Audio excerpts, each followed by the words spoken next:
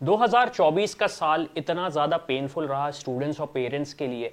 जब मैंने personally students से बात करी, पेरेंट्स से बात करी, तो मुझे एक चीज़ तो ये समझ में आ गई कि जो प्रोसेस है हमारी कंट्री में वो थोड़ा सा डिफिकल्ट है, स्पेशली मेडिकल एजुकेशन के एडमिशन प्रोसेस का।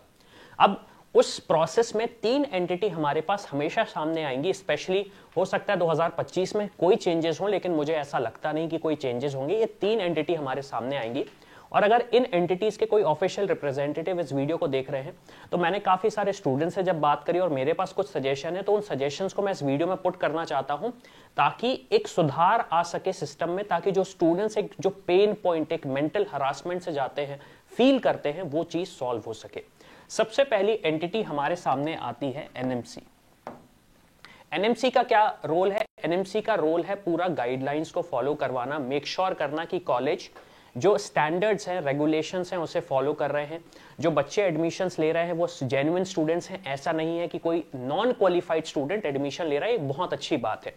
एक चैलेंज हमने इस साल अभी देखा है 2025 के लिए, सिलेबस की अगर मैं बात करूं तो एज सच सिलेबस हमारे पास नहीं है।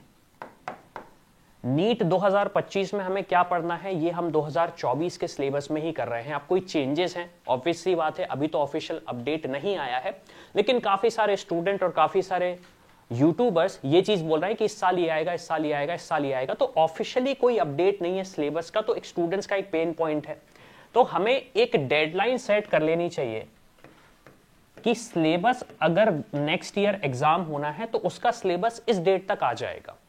इस डेट तक स्टूडेंट को पता हो जाना चाहिए कि 2027 के लिए मुझे किस किस टॉपिक को पढ़ना चाहिए। क्यों? क्योंकि स्टूडेंट्स और पेरेंट्स तो ऑब्वियस सी बात है, मेरे पास अभी स्टूडेंट्स के कॉल आ रहे हैं जो 2027 में नीट का एग्जाम देना चाह रहे हैं कि हमें कैसे प्रिपरेशन करना चाहिए। तो पेरेंट्स और स्टूडेंट्स तो प्रिपेयर्ड हैं, लेकिन अगर हमारी तरफ से कुछ चीजें चेंज हो जाए तो वो काफी अच्छा होगा। दूसरी चीज, एक जो बहुत बड़ा इशू आया था वो आया था एनसीईआरटी का। अब एनसीईआरटी का इशू ये आया हुआ था कि एक क्वेश्चन गलत हुआ। अब काफी सारे स्टूडेंट्स का ये कहना है कि सर सिर्फ उस एक क्वेश्चन की वजह से मुझे गवर्नमेंट मेडिकल कॉलेज नहीं मिला।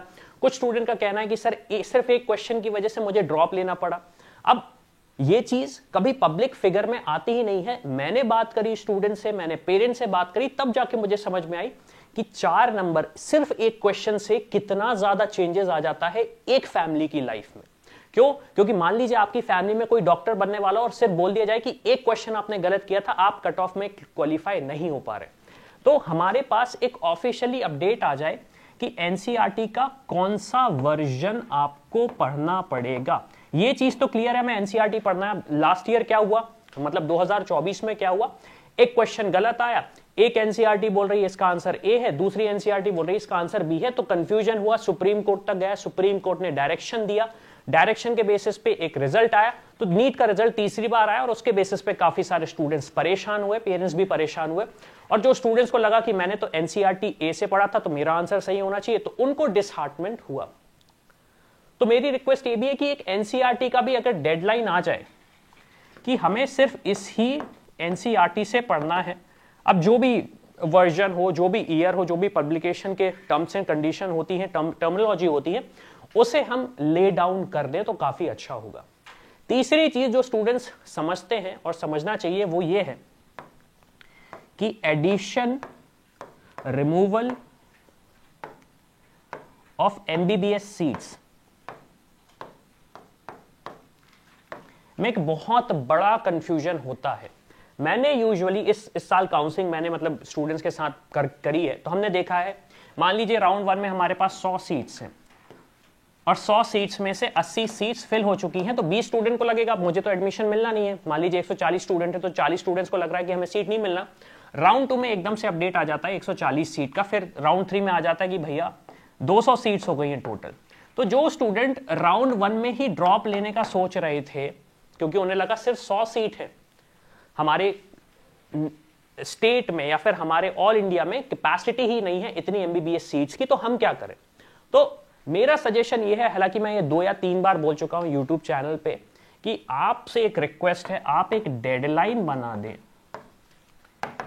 कि मान लीजिए जनवरी ऑफ एवरी ईयर, मान लीजिए जनवरी 2025 तक हम स्टूडेंट्स को, पेरेंट्स को एक क्लियर कट आंसर दे देंगे कि टोटल इंडिया में 400 सीट हैं 2025 के लिए एमबीबीएस एक कोर्स का। मैं एक एग्जांपल ले रहा हूं, उससे ये चीज क्लियर हो जाएगी कि मैंने राउंड 1 में पार्टिसिपेट किया, सीट नहीं मिली, तो मैं एक अंदाजा लगा सकता हूं कि मुझे एडमिशन मिलेगा या नहीं मिलेगा। अब अगेन ये चीज बोलना बहुत आसान है, अगर मैं एनएमसी का तरफ देखूं तो एनएमसी का ये कहना हो सकता है कि हम चाहते हैं कि स्टूडेंट्स को सफिशिएंट सीट मिलती रहे ताकि स्टूडेंट्स का करियर खराब ना हो। अगेन आई एग्री, लेकिन हर चीज का सॉल्यूशन नहीं निकाला जा सकता, लेकिन हाँ हम एक इस डेडलाइन के बेसिस पे काम कर सकते हैं, क्योंकि हमें पता है जैसे नीट का एग्जाम हमें पता है मंथ ऑफ मई में होना है, तो स्टूडेंट्स मेंटली प्रिपेयर्ड हैं उस चीज के लिए। सेम चीज अगर हम ये ऐड कर दें तो बहुत अच्छा होगा। एक और रिक्वेस्ट है मेरी एनएमसी से, मतलब ये रिक्वेस्ट मैं नहीं दे रहा हूं, ये रिक्वेस्ट स्टूडेंट्स की तरफ से भी आ रही है, कुछ मेरे भी पॉइंट्स हैं, ये मैं इसलिए ऐड करना चाह रहा हूं क्योंकि मैं चाहता हूं कि चेंजेस हो। एब्रॉड से एमबीबीएस करने के लिए बहुत ज्यादा कंफ्यूजन है। अब देखिए, मैं पर्सनली बोलूं, हमारी कंपनी भी स्टूडेंट्स को हेल्प करती है अब्रॉड में एमबीबीएस करने के लिए। जो स्टूडेंट्स बोलते हैं सर हमारे पास बजट नहीं है, या फिर हम क्वालिफाई नहीं कर पाए, या फिर sorry qualify in the sense हमारे कट ऑफ नहीं क्लियर हुआ। अब अब्रॉड में एमबीबीएस करने में जो सबसे बड़ा चैलेंज आता है, हमेशा बोला जाता है एनएमसी की गाइडलाइन, एनएमसी गाइडलाइंस। अब वो गाइडलाइंस तो हमें क्लियरली समझ में आती हैं जो आपने दी है, लेकिन एक जो चैलेंज आ जाता है, कभी एक वर्ड, जैसे अभी एक रीसेंट नोटिफिकेशन आया कि जो स्टूडेंट्स प्राइवेट यूनिवर्सिटी में एडमिशन लेना चाह रहे हैं, अब एमबीबीएस अब्रॉड में आप जाएंगे तो प्राइवेट यूनिवर्सिटीज के ऑप्शंस भी रहते हैं आपके पास, सेमी गवर्नमेंट के ऑप्शन भी रहते हैं, गवर्नमेंट यूनिवर्सिटी के भी ऑप्शन रहते हैं, लेकिन स्टूडेंट्स बहुत ज्यादा घबरा गए। मेरे पास कॉल आया, मैंने उस पर एक वीडियो बनाया, तो क्लियर कट अंडरस्टैंडिंग नहीं हो पाती। तो मेरी एक रिक्वेस्ट एनएमसी से ये है कि अगर हो सके तो हम गवर्नमेंट को इन्वॉल्व करें और गवर्नमेंट एक लिस्ट बना के दे कि अगर आप इन कॉलेज से पढ़ के आते हो तो गाइडलाइंस फॉलो होंगी, अगर इन कॉलेज से नहीं पढ़ के आते हो तो गाइडलाइंस फॉलो नहीं होंगी। क्योंकि देखिए, एक सबसे बड़ा चैलेंज स्टूडेंट्स के साथ ये आता है कि हमें वहां से पढ़ना चाहिए या नहीं पढ़ना चाहिए। मैं सिंपल सा एग्जांपल देता हूं, एक एफएमजी का एग्जाम होता है जिसको क्लियर करते हैं, तब जाके इंडिया में लाइसेंस करने का मौका मिलता है स्टूडेंट को, अगर वो अब्रॉड से एमबीबीएस कर रहा है तो। अब हमने क्या किया, हमने एक पैनल बनाया हुआ है। अब उस पैनल में आप देखेंगे तो हमने एफएमजी का पासिंग रेशो दिया है कॉलेज वाइज। अगेन ये ऑफिशियल डेटा है जो हमने गवर्नमेंट की वेबसाइट से निकाला हुआ है, ऑफिशियल डेटा है। अब इसके बेसिस पे स्टूडेंट एक डिसीजन लेते हैं कि हमें इस कॉलेज में जाना चाहिए। क्यों? क्योंकि आप देख रहे हैं, जैसे कि मान लीजिए एक student European university of faculty of medicine, 498 students ने एग्जाम दिया, 194 क्लियर किया, अराउंड 38% का एफएमजी पासिंग रेशियो। तो उन्हें लगा कि अच्छा ये यूनिवर्सिटी अच्छी है, हम इसमें जा सकते हैं क्योंकि यहाँ पे स्टूडेंट्स पढ़ रहे हैं, एग्जाम दे रहे हैं और एग्जाम दे के पास हो रहे हैं। तो एक जो कंफ्यूजन है एमबीबीएस अब्रॉड का, वो क्लियर हो जाए स्टूडेंट्स के लिए तो बहुत अच्छा होगा। उससे पेरेंट्स, स्टूडेंट, सारे लोग मेंटली प्रिपेयर्ड हो जाएंगे कि हमें एग्जैक्टली क्या करना है। लेकिन आपको एक चीज ये भी समझनी पड़ेगी कि जिस हिसाब से इंडिया का पॉपुलेशन है और जिस हिसाब से हमारे पास सीट्स है इंडिया में, क्या हमारा इंफ्रास्ट्रक्चर उन पूरी ऑडियंस को केटर कर पाएगा जो हमारी मेडिकल रिक्वायरमेंट है इंडिया की। तो हो सके तो हम अब्रॉड पे भी काफी सारा काम कर सकते हैं और काफी सारी चीजें हो सकती हैं स्टूडेंट्स के लिए। तो पहली रिक्वेस्ट तो मेरी एनएमसी से थी। अब नेक्स्ट रिक्वेस्ट मेरी है एनटीए से, चलो हम बाद में कर लेते हैं। हम सबसे पहले अब चलते हैं एमसीसी की तरफ। एमसीसी कौन है? एमसीसी ना तो एग्जाम लेती है नीट का, ना तो एमसीसी एडमिशन देती है कॉलेज में। एमसीसी के पास सिर्फ एक अथॉरिटी है, वो है काउंसलिंग कंडक्ट करने की। आप नीट क्वालिफाइड हैं, आप एमसीसी के पास जाते हैं, रजिस्ट्रेशन करते हैं और फिर काउंसलिंग में पार्टिसिपेट करते हैं। एमसीसी अपने सॉफ्टवेयर के थ्रू आपको कॉलेज अलॉट करके देती है, फिर आप उस कॉलेज में जाते हैं और एडमिशन लेते हैं और सारा प्रोसेस फिर कॉलेज की तरफ से होता है। अब यहां पे क्या चैलेंज आते हैं? सबसे बड़ा चैलेंज तो पहला ये आता है कि वेबसाइट जो है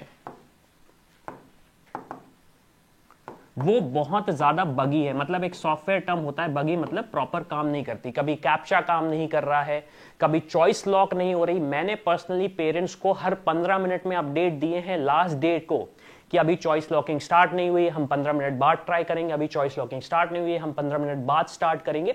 तो ये एक चैलेंज बहुत बड़ा है स्टूडेंट्स के सामने, ये फेस करते ही हैं स्टूडेंट। दूसरा एक बहुत बड़ा चैलेंज है शेड्यूल का। अब शेड्यूल में एक चैलेंज ये आया, मैं एक सिंपल सा एग्जांपल देता हूं। एक स्टूडेंट जिनको हम काउंसलिंग कर रहे थे वो राजस्थान के स्टूडेंट थे और वो एमसीसी का भी पार्टिसिपेट करना चाह रहे थे, राजस्थान स्टेट की काउंसलिंग भी पार्टिसिपेट करना चाह रहे थे। अब उसमें एक सबसे बड़ा चैलेंज ये आया कि हमें एमसीसी के थ्रू तो कॉलेज मिल चुका है, क्योंकि अब काउंसलिंग थोड़ी सी डिले हुई, थोड़ी सी फर्दर हुई, शेड्यूल वापस आया, लेकिन राजस्थान में भी मैं देखना चाह रहा हूं बेस्ट ऑप्शन।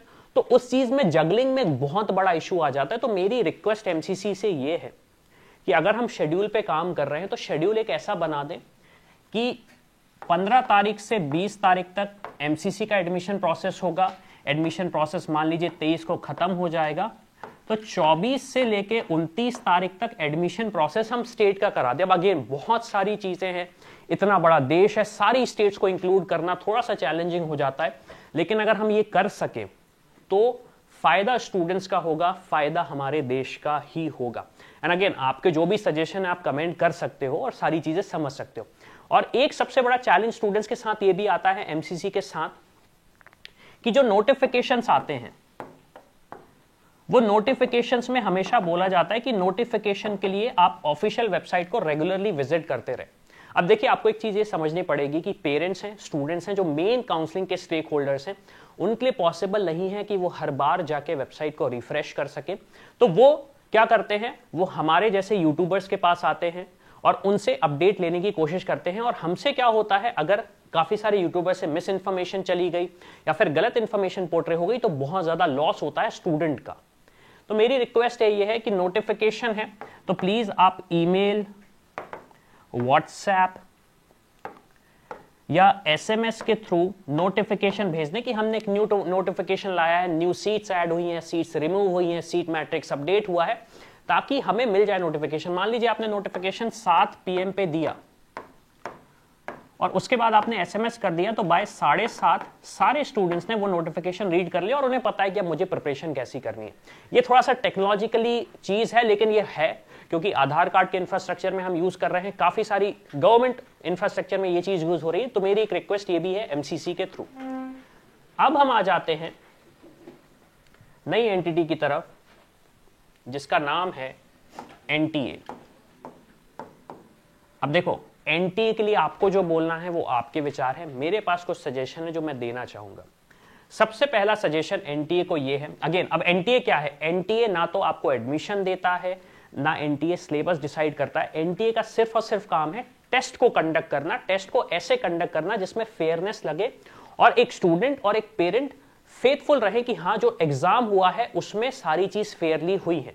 अब अगेन 2024 को हम देखते हैं तो काफी सारे स्टूडेंट बोलेंगे कि सर XYZ सारी चीजें हुई, सुप्रीम कोर्ट ने ऑर्डर दिया, एक कमिटी आई बनी जिसमें रिफॉर्म आए। एक रिफॉर्म सबसे बढ़िया रिफॉर्म था कि मैक्सिमम एम्प्लॉइज एनटीए की पेरोल में होना चाहिए ताकि उन पे एक्शन लिया जा सके। अब वो कितना पॉसिबल है, कैसे होगा, इस पे अगेन मैं कमेंट नहीं कर सकता, लेकिन मैं सजेशन दे सकता हूं कि हम अब आगे क्या कर सकते हैं। पहली चीज तो जो एक नीट का रजिस्ट्रेशन है उसको भी आप एक फिक्स्ड विंडो बना दीजिए कि नीट का रजिस्ट्रेशन जनवरी 27 से स्टार्ट होगा हर साल और मार्च 1 को खत्म होगा। अब उसमें दो लोगों का फायदा होगा, पहले पेरेंट्स और स्टूडेंट, उन्हें पता है कि हमें एग्जाम रजिस्ट्रेशन कब करना है, हमें रजिस्ट्रेशन कब करना है, एक बड़ा विंडो है, हमें रजिस्ट्रेशन कब करना है। तो इवन दादी दादा नानी नाना मामी मामा सब्जी वाला पान वाला जिससे भी आप इंटरेक्ट करोगे वो बोलेगा आज तारीख कितनी, आज 5 फरवरी है, नीट का रजिस्ट्रेशन कर दो। तो एक सजेशन तो मेरा ये कि आप एक फिक्स डेट बना दे रजिस्ट्रेशन विंडो के लिए। दूसरा सजेशन मेरा ये है कि वेबसाइट को थोड़ा सा इंप्रूव करिए, क्योंकि अगेन लास्ट ईयर भी हमने देखा वेबसाइट बगी थी, काफी सारे स्टूडेंट का मैसेज आया सर मैंने अपना एडमिट कार्ड डाउनलोड किया, मेरी फोटो नहीं दिख रही है, वहां पे लिखा आ रहा है कि अब वापस डाउनलोड करो। काफी सारे स्टूडेंट का ये कहना है कि कैप्चा नहीं चल रहा है। तो ये टेक्नोलॉजिकल चैलेंज आते हैं। इसमें देखिए होता क्या है, हम ये चीज बोल सकते हैं कि टेक्नोलॉजी काम नहीं करती, टेक्नोलॉजी का इशू ये है, लेकिन आपको ये समझना पड़ेगा यहाँ पे स्टेक होल्डर 3 लोग हैं, एक बच्चा, एक माँ और एक पिता। अब उसमें सबसे बड़ा चैलेंज आता है कि ये जो मेंटली परेशानी होती है उसका कोई सॉल्यूशन नहीं मिल पाता है। तो प्लीज आप अपना टेक्निकल इंफ्रास्ट्रक्चर थोड़ा सा इंप्रूव करें, और आपके पास इंफ्रास्ट्रक्चर इंप्रूव करने के लिए काफी टैलेंटेड लोग भी हैं। इंडिया में काफी टैलेंटेड सॉफ्टवेयर इंजीनियर हैं जो बड़ी बड़ी कंपनी, गूगल जैसी कंपनी, माइक्रोसॉफ्ट, फेसबुक जैसी कंपनी, इंस्टाग्राम जैसी कंपनी को इतना बड़ा बनाया कि दुनिया के लोग यूज कर रहे हैं। तो हमारे मेडिकल इंफ्रास्ट्रक्चर के लिए अगर हम इसे भी इंप्रूव कर सके तो काफी अच्छा फायदा होगा हमारे स्टूडेंट्स के लिए और पेरेंट्स के लिए। तीसरी सबसे इंपॉर्टेंट चीज है, अगेन जो ट्रांसपेरेंसी का इशू आया था। अब देखिए ट्रांसपेरेंसी के इशू में, अब ये तो चीज मेरे पास कोई सजेशन नहीं है, मुझे नहीं पता कि उसे हम कैसे कर सकते हैं, क्योंकि अल्टीमेटली मैं यूट्यूब पे वीडियो बनाता हूं, स्टूडेंट को गाइडेंस प्रोवाइड करता हूं, लेकिन जो अल्टीमेट स्टेक होल्डर है वो है पेरेंट्स और स्टूडेंट्स। तो मेरी रिक्वेस्ट स्टूडेंट्स और पेरेंट्स है कि जो आपको इशू समझ में आ रहा है ट्रांसपेरेंसी रिलेटेड, कि हम कैसे उसे इतना फेयरली कंडक्ट करें कि हमें आंख बंद करके भरोसा हो कि जो भी एनटीए ने किया है वो सही किया है और उस पर कुछ भी ऊपर नीचे नहीं हुआ होगा, और जो भी कल्प्रेट्स हैं उन पे एक प्रॉपर डिसीजन मेकिंग होगी और प्रॉपर एक्शन लिया जाएगा। तो ये मेरे सजेशन थे जो मैंने स्टूडेंट्स के साथ, स्टूडेंट्स के सजेशन सुने, मेरे जो पर्सनल सजेशन थे मैंने वो सुने। हो सकता है आपको ये वीडियो बहुत बड़ा लगा होगा, लेकिन मेरा रिक्वेस्ट ये है कि अगर हम इस चीज को चेंज कर सके तो बहुत अच्छा होगा हमारे मेडिकल इंफ्रास्ट्रक्चर के लिए। जो स्टूडेंट्स एमबीबीएस की प्रिपरेशन कर रहे हैं उनके लिए काफी अच्छा होगा और एक अच्छा इकोसिस्टम हमारे लिए बन जाएगा। अब सबसे इंपॉर्टेंट चीज, हो सकता है आप अभी एग्जाम की तैयारी कर रहे हो, नीट एग्जाम की तैयारी कर रहे हो, और आपके पास ये एक चैलेंज आ रहा होगा कि मेरी रैंक क्या आने वाली। क्यों? क्योंकि एडमिशन आपको आपके मार्क्स पे नहीं, आपकी रैंक पे मिलता है। तो उसके लिए हमने एक टूल बनाया हुआ है जिसको आप यूज कर सकते हो।